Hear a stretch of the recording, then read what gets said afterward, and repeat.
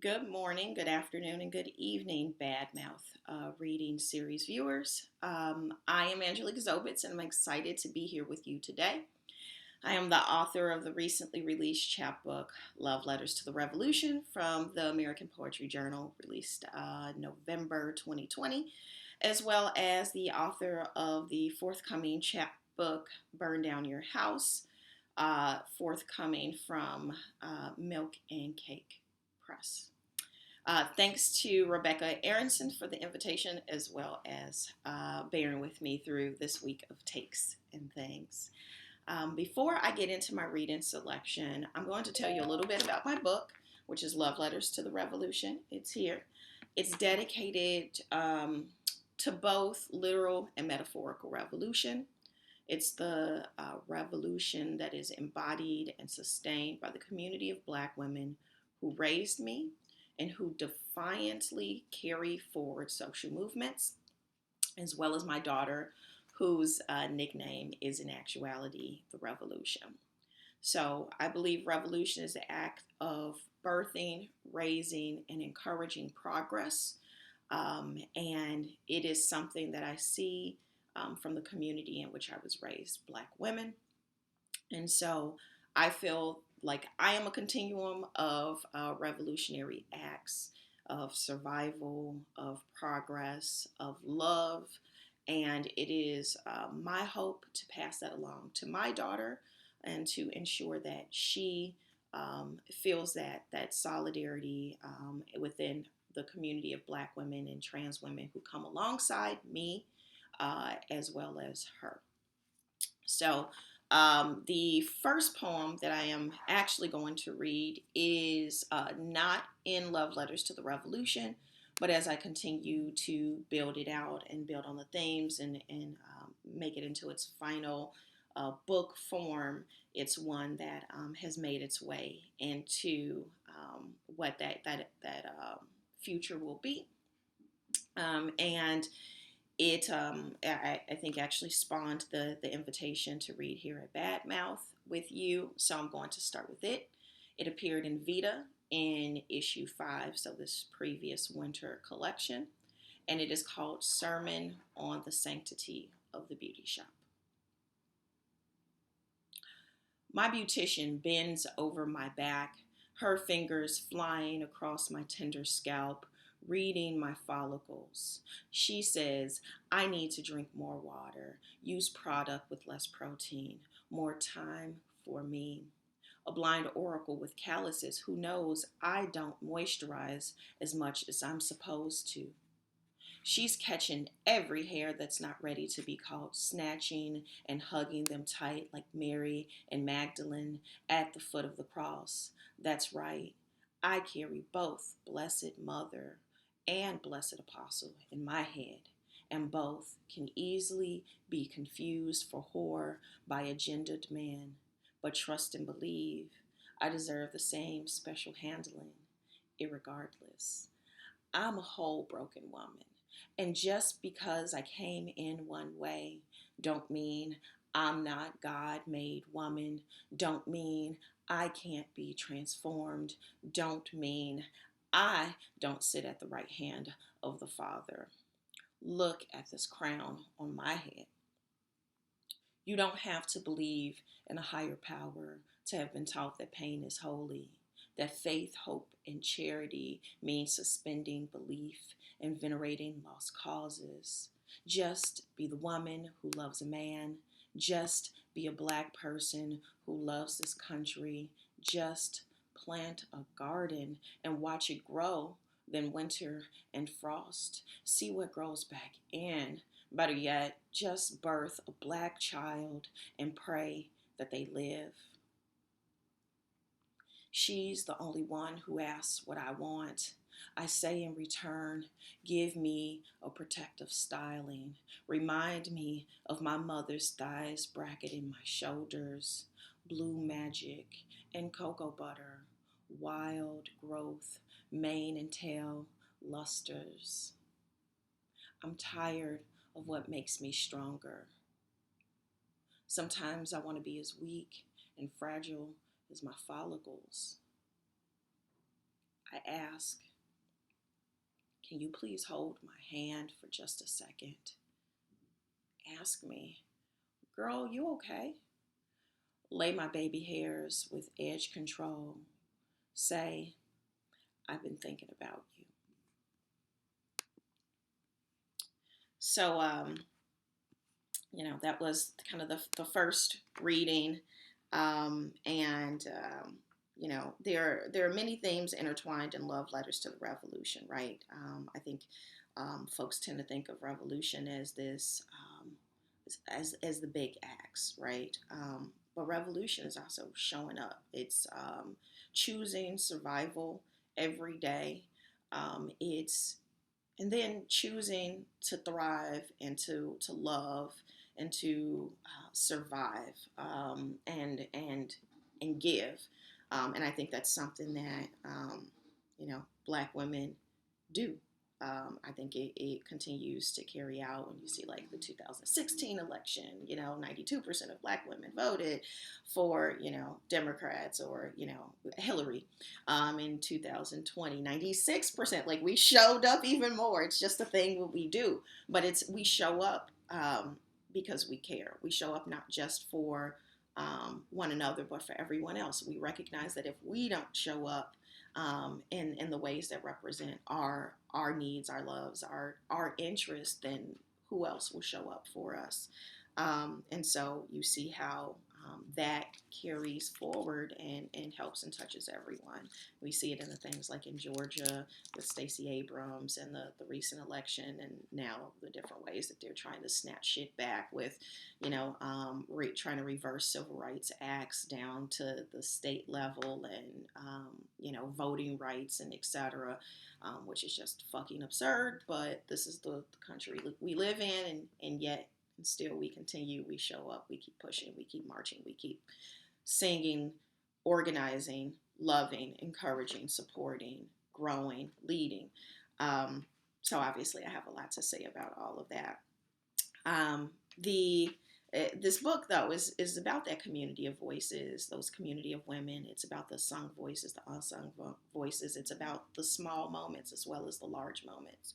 And so, in keeping with kind of this interior self and love and encouraging and supporting and sustaining and the everyday. This next poem is called "Till It Moves Like a Slow Song Sounds." It's a golden shovel after Patricia Smith. So those of you may know about golden shovels, some of you may not, but a golden shovel was invented by Terrence Hayes when he did a riff on Gwendolyn Brooks' "We Real Cool," where he took a line that he just really loved and then used that line of that poem to create his own poem using that sentence. The line of each stanza will end with a word from that sentence in order. And I just love it so much. It gives you so much to start with and so much to play with and so much to build on. And so this one, after Patricia Smith, came from her poem, "When the Burning Starts." She's a Chicago girl like me. She grew up on the west side. I grew up on the south side. She wrote it in homage to her father, and it was just this absolutely loving, complex depiction of their interior life and the ways in which he nurtured her and taught her fortitude and bravery, and it's incredible. I love it. I love Patricia Smith, because who doesn't love Patricia Smith?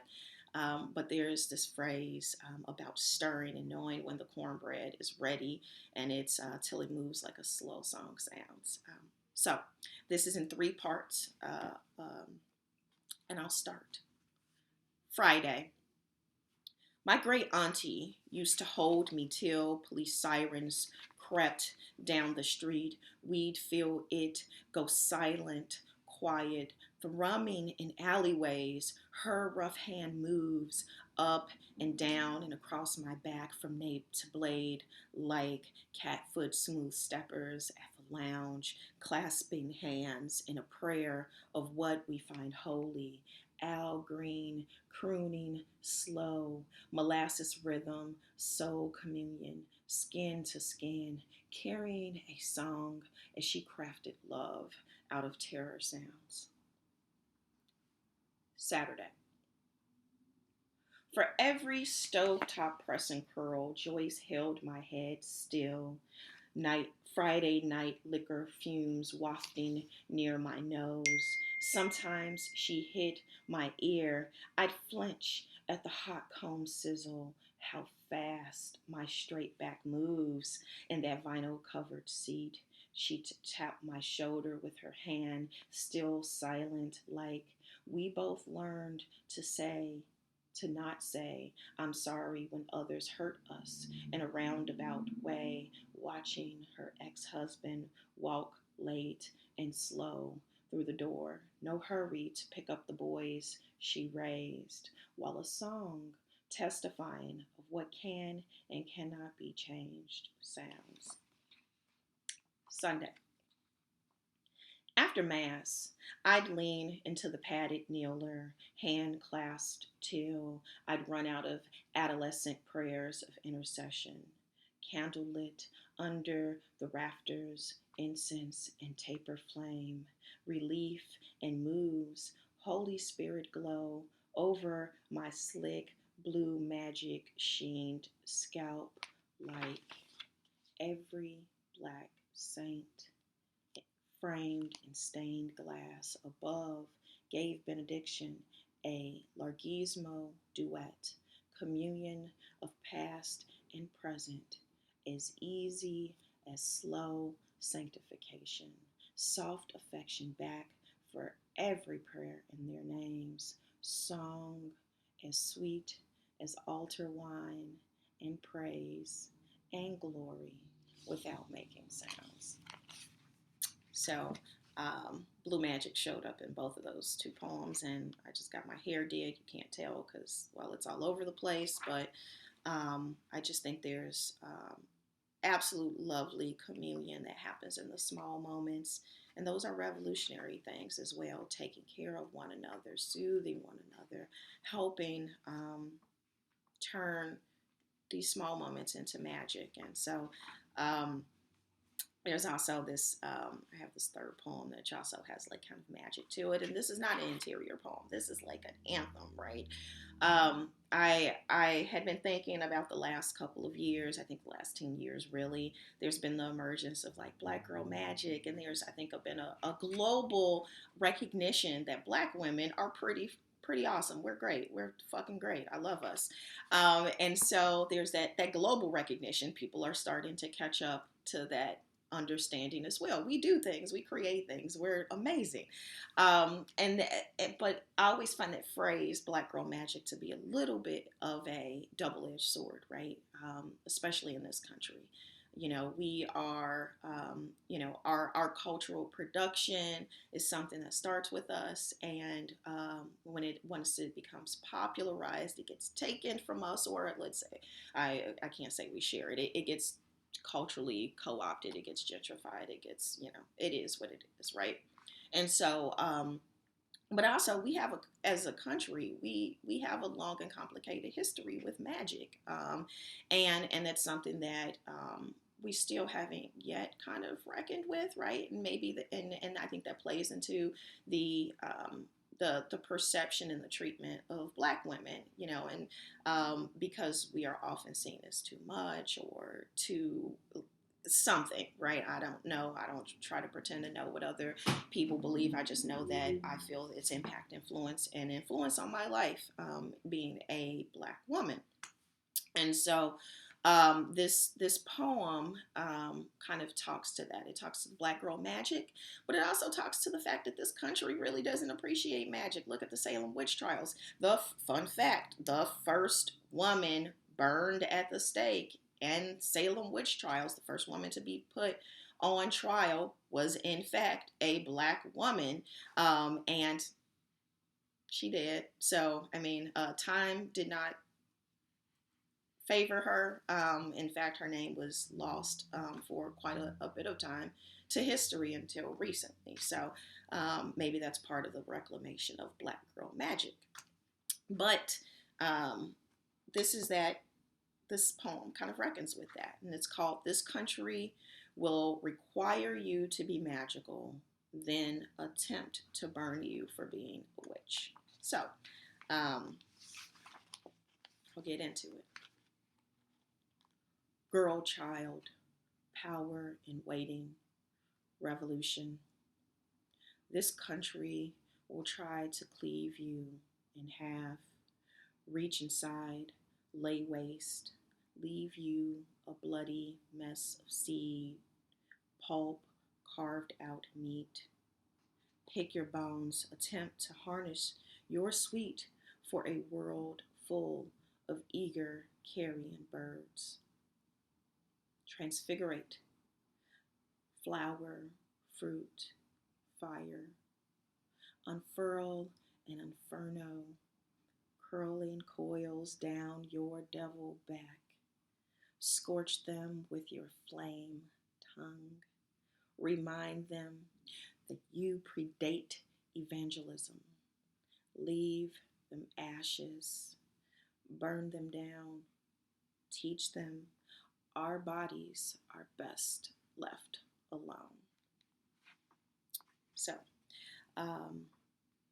yeah, I think, and another interesting stat, not a fun fact, Black and Indigenous women in the United States are the most likely group of women to experience violence. And so both, it's just something that I always try to keep in mind.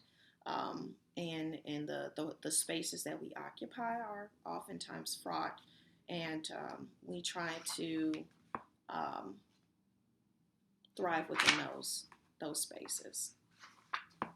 This last poem I will read is also in Love Letters to the Revolution, and it is the closing out poem, and it is a cento, so it takes the voices of many Black women and melds them together into a new poem. This one is in a epistle, epistle format, whichever way you say it. And so it's kind of a new thing. It's a cento, but it's kind of a epistle. And so I haven't figured out exactly what I call it. My good friend Shireen called it a little sister, based on the first poem that I did in this format. We'll see. So, Love Letters to the Revolution. Love Letter to the Revolution, number 2. And I'll end on this. Sweets. When I was a child, my mother and aunts would sit in the kitchen, gossiping, bathed in moonlight, diffused through a dream, wine, religion, success. I hold the stars between my teeth, your tumults, your marriages, your aches, and your deaths, to fashion a world that will hold all the promised to come in her outstretched palm. I'll teach you a poem. Show me someone not full of herself, and I'll show you a hungry person. Drink, laugh, and dance, and sing and play. If you don't look back, the future never happens. Where are we going without you? So it's just a reminder, all the beautiful things, the joys, and all the sad things, all of the things that are part of our experience. And then a message in taking heart. That cento is comprised of poetic clauses and verses and phrases from Gwendolyn Brooks, Toy Derricott, Nikki Giovanni, Margaret Walker, Sonia Sanchez, Rita Dove, lots and lots and lots of my loves. There's some Lucille Clifton quoted earlier in the book as well. So if you love Clifton too, Audre Lorde, etc., you'll be happy to see them make small appearances. I want to thank everyone for their time today and the opportunity to talk with you. I hope you had a good time with me, and I look forward to seeing you all soon.